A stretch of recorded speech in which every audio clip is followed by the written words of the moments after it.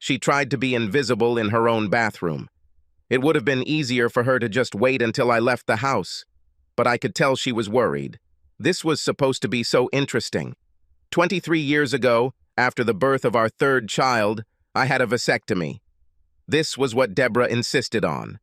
Now the children had long since left home, and we were once again enjoying the life of a young couple. Everything was fine until about 6 months ago when I found some condoms in Deborah's purse. We had a good marriage, I had a great job, and could support my family well. Deborah never had to work. As the children grew older, she began volunteering to fill her time. Our daughter married at a young age, 1 son. It was not difficult to verify my suspicions, but I could not figure out how to deal with this problem. When I remembered that my wife was raised as a good Catholic, an idea appeared. Robert Benson was a family friend. Robert and Carmen had 2 children. For the past 10 years or so, Bob and his wife Carmen have met with Deborah and me regularly. We went to the theater, sporting events, picnics, and even vacationed together a few times. I never noticed anything between Deborah and Robert that I considered inappropriate or suggestive. It must have happened when I wasn't paying attention. My relationship with Deborah has never changed. Her daily routine, self-care, and personal habits have never changed. Our sex life hasn't changed at all. Nothing new and nothing discussed. She was not harsh or argumentative.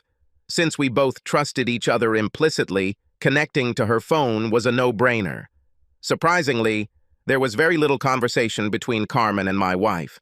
The ones they did have were regular housewife-neighbor-type discussions. There was nothing unusual there. That was where it all ended. She regularly erased her history, but I was still able to gather enough information to determine that Deborah and Bob had been dating for almost a year, and that Carmen did not know about it. I made a mental note to talk to Carmen later. The vasectomy was entirely Deborah's idea. I would be happy to have 2 or 3 more children. Of course, 10 or 15 years ago. The initial vasectomy only took 20 minutes, but the reversal took almost an hour. 6 weeks later, the doctor announced that the operation was a success. This was 2 months ago. I still had the sperm count of a 20-year-old. I sat at the kitchen table with a cup of coffee and waited. It was impossible not to notice the worried expression on her face as she sat down opposite me. I knew it would only be a matter of time before life forced her to buy a pregnancy test kit. She knew deep down that there was no way I could be the father. Now she had to explain to me how she got pregnant. I waited with a big smile on my face as she awkwardly tried to get comfortable. "Donald, we need to talk. The main question here is, what the hell was I thinking?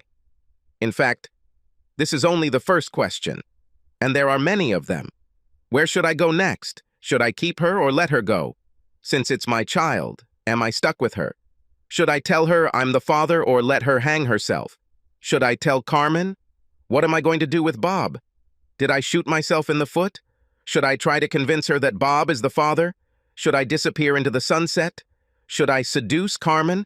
Will I be able to? What if the father is really Bob? Why didn't I just poke some holes in the condoms? Do I really want to stay married? To be fair, you only really need to answer 10 of the above questions. If you answer half of them correctly, you have passed the test.